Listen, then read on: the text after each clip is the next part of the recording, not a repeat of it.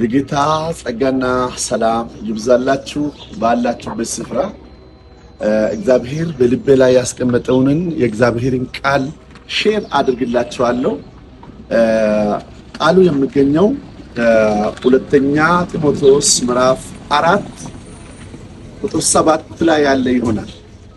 ቃሉ እንዲህ ይላል፣ መልካሙን ገድል ተጋድያለሁ፣ ሩጫዬን ጨርሻለሁ፣ ሃይማኖትን ጠብቃለሁ፣ ወደፊት የጽድቅ አክሊል ተዘጋጅቶልኛል።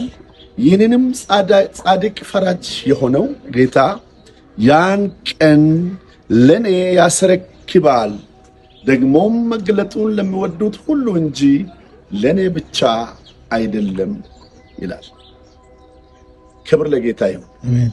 ለዚህ የሰጠሁት ርዕስ ግብ ያለው ሩጫ እንሩጥ የሚለው ርዕስ ሰጥቻለሁ።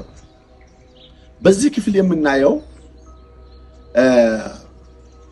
በዚህ ምድር ላይ ሩጫውን የጨረሰ ሽማግሌና ስራውን እያጠናቀቀ ያለ ሐዋርያና ጀማሪ ሐዋርያን እናያለን።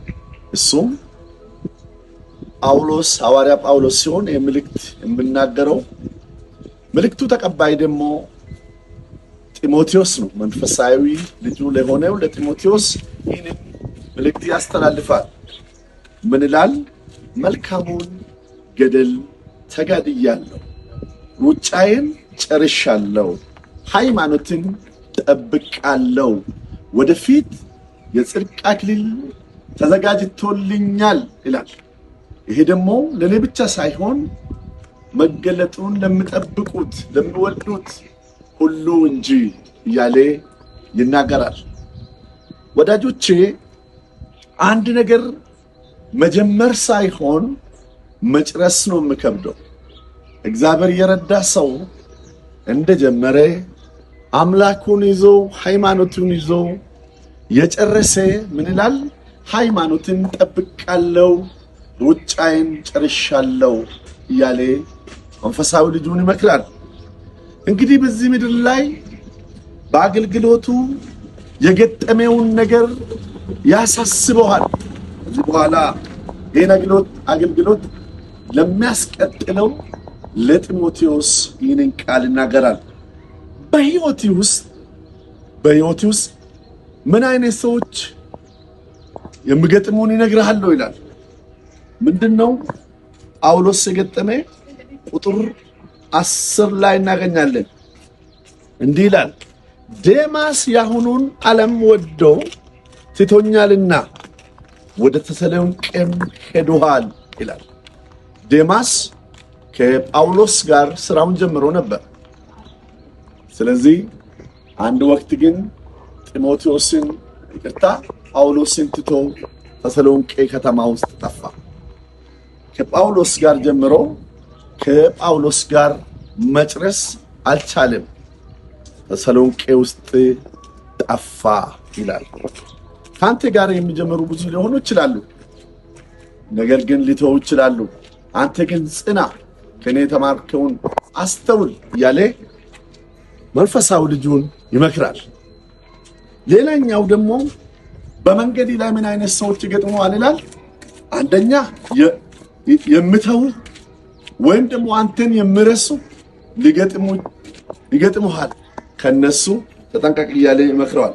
ሁለተኛ ላይ ቁጥር 14 ላይ እናገኛለን። ቁጥር 14 ላይ ምን ይላል? የናስ አንጥረኛ እስክንድሮስ እጅግ ከፋብኝ፣ ጌታ እንደ ስራው ይመልስለታል ይላል። የናስ አንጥረኛው እስክንድሮስ እጅግ ከፋብኝ። የሚከፉብህ ክፋትን በአንተ ላይ የሚያስቡ ስለ አንተ መልካምነት ሳይሆን የወንጌል ጠላት የሆኑ የመንፈስ ቅዱስ ጠላት የሆኑ እንቅፋት የሚሆኑብህ ሊገጥሙ ይችላሉና እንደዚህ አይነት ሰዎችም ይወቅ ይላል። ክብር ለጌታ ይሁን። አንተ ደግሞ ይላል ቁጥር 15 ላይ ሁለተኛ ጢሞቴዎስ ምዕራፍ 4 ቁጥር 16 ላይ በፊተኛው ሙግቴ አንድ ስንኳ ይቅርታ ቁጥር 15 ላይ ምን ይላል ጳውሎስ? አንተ ደግሞ ከእርሱ ተጠንቀቅ፣ የምንናገረው እጅግ ተቃውመዋልና።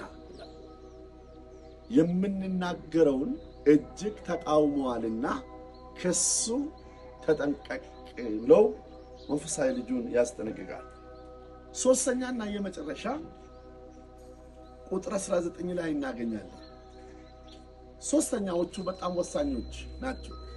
ቀኝ እጃችን የሚሆኑልን የሚደግፉን ምን ይላል? ለጵርስቅላና ለአቂላ ለሄኔሶፎርም ቤተሰቦች ሰላምታዬን አቅርብልኝ ይላል። አቂልና ጵርስቅላ ምን አይነት ሰዎች ናቸው ብለን ካሰብነው ሮሜ ምዕራፍ 16 ቁጥር 3 እና 5 ላይ እናገኛለን ምን አይነት ሰዎች እንደሆኑ። እንዲህ ይላል፣ በክርስቶስ ኢየሱስ አብሮኝ ለሚሰሩ ለጵርስቅላና ለአቂላ ሰላምታ አቅርብልኝ ይላል። እነርሱ ስለ ነፍሳቸውን ለሞት አቀረቡ፣ የአሕዛብም አብያተ ክርስቲያናት ሁሉ የሚያመሰግናቸው ናቸው እንጂ እኔ ብቻ አይደለም ይላል።